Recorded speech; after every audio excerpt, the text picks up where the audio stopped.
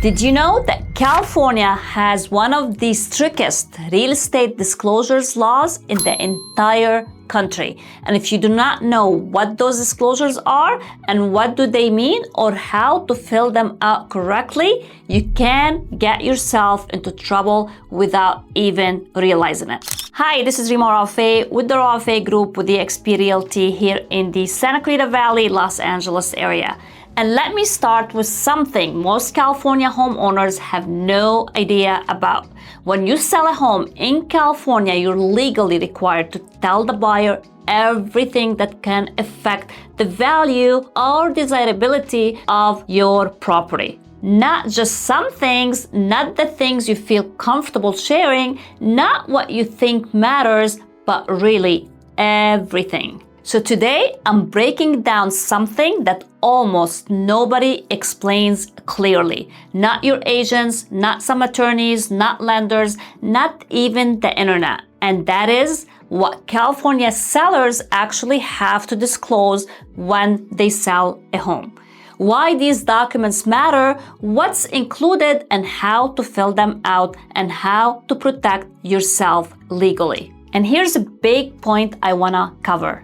Most sellers don't understand disclosures. Most sellers are terrified of filling them out. And many sellers make mistakes not because they are hiding something, but because they did not understand what the questions were really asking. So, if you're planning to sell your house in Los Angeles County, Santa Clarita Valley, or in California in general, this video is going to save you stress, confusion, and possibly thousands of dollars in legal problems down the road. I have guided countless sellers through California's disclosure process, and what I've learned over the years is this.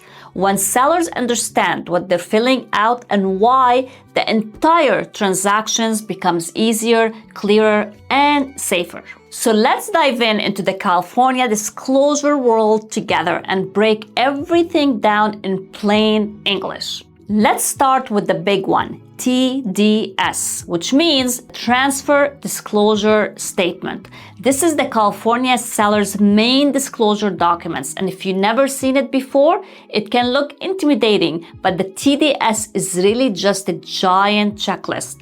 It asks you to tell the buyer about the physical condition of the property as you know it. You don't need to be a contractor, and you do not need to be an engineer. You do not need to be an expert. The law simply requires you to disclose what you are aware of. The TDS, which refers to the Transfer Disclosure Statements, covers things like: is there a leak on the property? Has there ever been a water intrusion? If there's any appliances not working? And does the roof have any issues? Are there any cracks on the walls? Has anything been repaired recently? Or are there any defects or malfunctions? Do you know any of the hazard stuff that might be going on your property? If you know about it, you disclose it. If you do not know about it, you don't guess. You simply state that you are not aware. What really scares sellers is the idea that disclosures hurts their sale. But the truth is the opposite. Buyers trust homes that are disclosed clearly, way more than homes with vague or missing details. Disclosures help you, definitely does not hurt you. Now let's move on to the second big disclosure document, and it's called the SPQ, which is the Seller Property Questionnaire. That SPQ goes over even deeper. This one about things you may have experienced while living in your home. Noise issues, neighbor dispute, past insurance claims, or anything unusual that happened in or around the property. The SPQ is more personal because it asks about things you would know as a homeowner. And here's the most important rule. If you remember something, even if it's minor, it's better to disclose it. California's rule is simple. When in doubt, disclose. Buyers don't sue because a seller told the truth. Buyers sue when they feel the seller hid something. Now let's talk about something very California specific, and that is Mello-Roos. If you live in a newer community, especially in places like Valencia and Santa Clarita and big parts of Los Angeles and even Ventura County, some newer developments may have Mello-Roos tax. Mello-Roos is a special assessment and an extra tax created to fund infrastructure in newer communities. Many sellers don't even realize that they have it because it's buried in their tax bill. But buyers absolutely need to know this upfront. If your home has Mello-Roos, you disclose it clearly. You have to identify the amount and identify the district and let the buyer know what they can expect on their property taxes. That is not optional. It is required. Now let's move on to the AVID, which stands for the Agent Visual Inspection Disclosure. This one is not filled out by the seller. It's filled out by your agent. In Los Angeles County, in California in general, agents must walk through the property and make notes about anything they can see with their naked eye. They are not allowed to move furniture or open walls, but they must look for visible defects like stains, cracks, missing fixtures, broken outlets, signs of water damage, and anything else that is noticeable. The AVID protects both you, the buyer, and it shows that the agent took responsibility and documented what was observable. Many sellers do not understand why this exists because it's part of the California's consumer protection laws, and it gives the buyer confidence that nothing was hidden. Now let's talk about the Natural Hazard Disclosures, NHD. Another huge requirements in California. These disclosures tell the buyer if your home is located in a flood zone, fire hazard zone, earthquake fault zone, or high fire severity zone, or any other regulated hazard area. California has strict wildfire maps, and California has strict flood zone maps, and buyers must be informed about risks before they purchase. And this is not a maybe, it's mandatory. Now let's talk about a question I hear from sellers all the time. Rima, what if I do not know the answer to a question? It is simple. You don't guess, you do not assume, and you don't play it safe by picking the option you think it sounds best. You simply check the box that says unknown. You are allowed to not know, but you're not allowed to hide what you do know. Another question sellers often ask is, what if something happened years ago?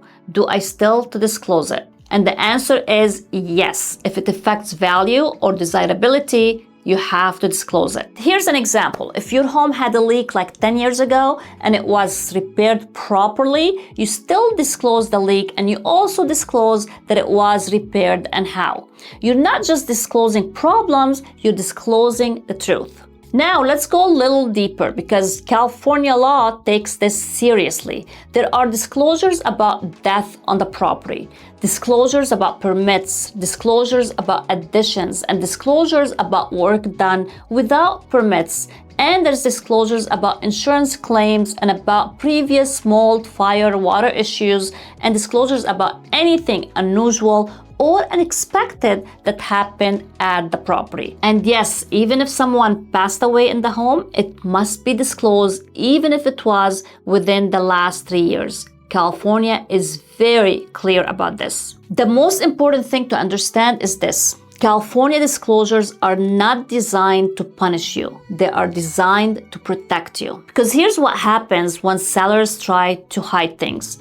The buyers moves in, they discover issues, they get angry, and that anger becomes a complaint, and that complaint becomes a letter from an attorney. And now you're dealing with legal action that could have been avoided by simply checking the correct box. So, disclose early, disclose honestly, and disclose clearly, and the buyer has no reason to come after you later. Now let's talk about something that sellers often misunderstand. You are not required to fix everything you disclose. Disclosure is not an admission of guilt or promise to repair. It's simply you telling the truth. If the roof is 25 years old, you disclose it. If the plumbing is original, you have to disclose it. And if the AC does not cool as well as it used to, you disclose it as well. If you had a leak that was repaired, you disclose it. This actually helps you because the buyer now understands the condition up front and cannot claim they were misled later. Let's address the idea of I don't want to scare buyers away. I hear that all the time. And let me tell you something. Buyers are not scared by disclosures. They are scared by secrecy. They're scared by vague answers, and they are scared by missing information. Buyers love clarity, and clarity builds trust, and trust builds stronger offers and stronger closing. When buyers feel like the seller is honest and transparent, they feel safer moving forward. In all my years of real estate, the deals with the clearest disclosures are always the smoothest. Now let me tell you something very critical. Something can save you from lawsuits months or years after your sale. California disclosures are not just paperwork, they are legal shield. If you disclose something and the buyers proceed with the purchase, they cannot later claim they did not know. Your disclosure is your protection. When sellers forget to disclose something, that's when problems happen. Lawsuits don't start because something was broken. They start because something was hidden. At the end of the day, California disclosures come down to one simple principle. Tell the truth, tell it clearly, tell it early, and protect yourself in the process. If you are preparing to sell your home and you want help understanding your disclosures, or you want me to review them with you so you can fill them out correctly, comment disclose below or message me privately. I'll walk you through everything you need to know step by step so you can feel confident and protected. I'm Rima Rafeh with the Rafeh Group, helping Los Angeles sellers navigate real estate with clarity, honesty, and confidence.